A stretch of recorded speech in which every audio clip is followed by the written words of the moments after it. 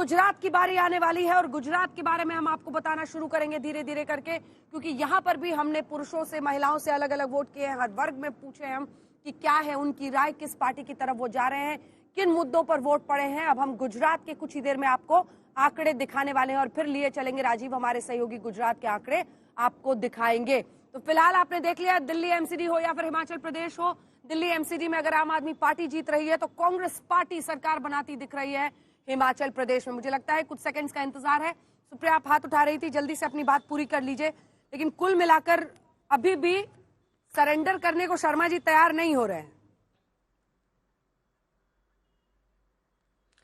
नहीं, वो अलग बात है। अब वो मुंगेरी लाल के हसीन सपने देखने का आई थिंक राइट और अधिकार सबको है, बिल्कुल देखने चाहिए।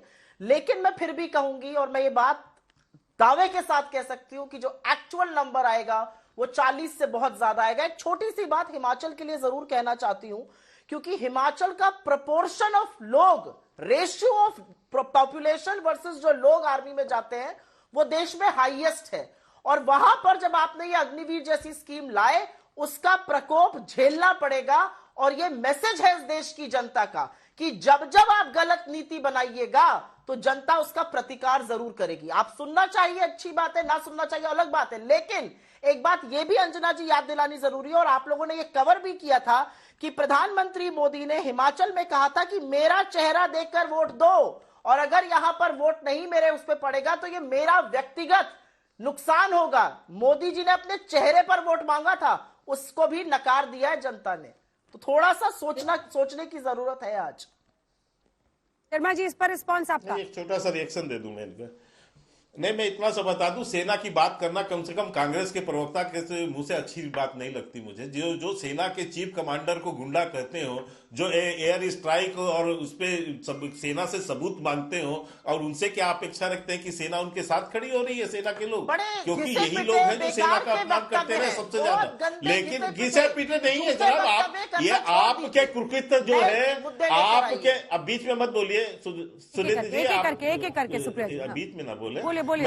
मैं आपको इतना कह दूं कि आपके जो ये इतिहास है ना, आपके साथ जुड़े रहेंगे। आपके माथे पर ये चपक के दिखते हैं कि इस तरह से सेना का जो अपमान है। रही बात अग्निवीर की, तो अग्निवीर पर मैं आपसे आज भी कहता हूं कि यदि व्यक्तिगत वहां पर आप सर्वे भी कराएंगे तो आपको उसका लाभ, उनका के लोगों की अपेक्षा उससे जुड़ी है और उनको उसका लाभ दिख रहा है। ठीक है, आप प्रचार कर सकते हैं। चलिए, अब लाभ हानि से आगे बढ़ते हुए आगे हैं सामने माननीय मोदी जी की बात में एक बात कह के समाप्त करता हूं चित्रा जी।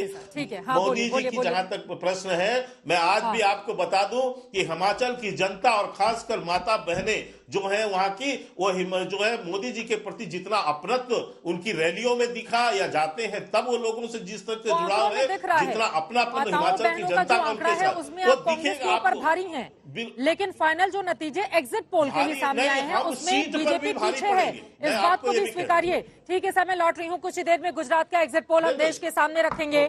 27 सालों से वहां पर बीजेपी की सरकार है। क्या माधव सिंह सोलंकी के रिकॉर्ड को कांग्रेस पार्टी ने जो बनाया था उसको तोड़ेगी बीजेपी, जिसका दावा बार बार बीजेपी के नेताओं की ओर से गुजरात में किया गया है, या फिर अपने ही 127 सीटों का 2002 का आंकड़ा वो क्रॉस करेगी, या फिर कांग्रेस पार्टी या आम आदमी पार्टी बना लेंगी वहां पर सरकार? क्या होगा गुजरात का, कुछ ही देर में वो आंकड़े रखेंगे। लेकिन प्रदीप जी हमारे पास आ गए हैं एक बार फिर से। प्रदीप गुप्ता जी, हिमाचल का आंकड़ा हमने देश के सामने रख दिया है।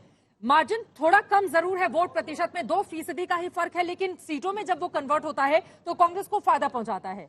यहाँ पर कांग्रेस पार्टी की ओर से सुप्रिया जी का दावा है कि 40 सीटों को हम क्रॉस करेंगे, क्योंकि बहुत सारे ऐसे मुद्दे थे जिस पर बीजेपी फेल रही थी।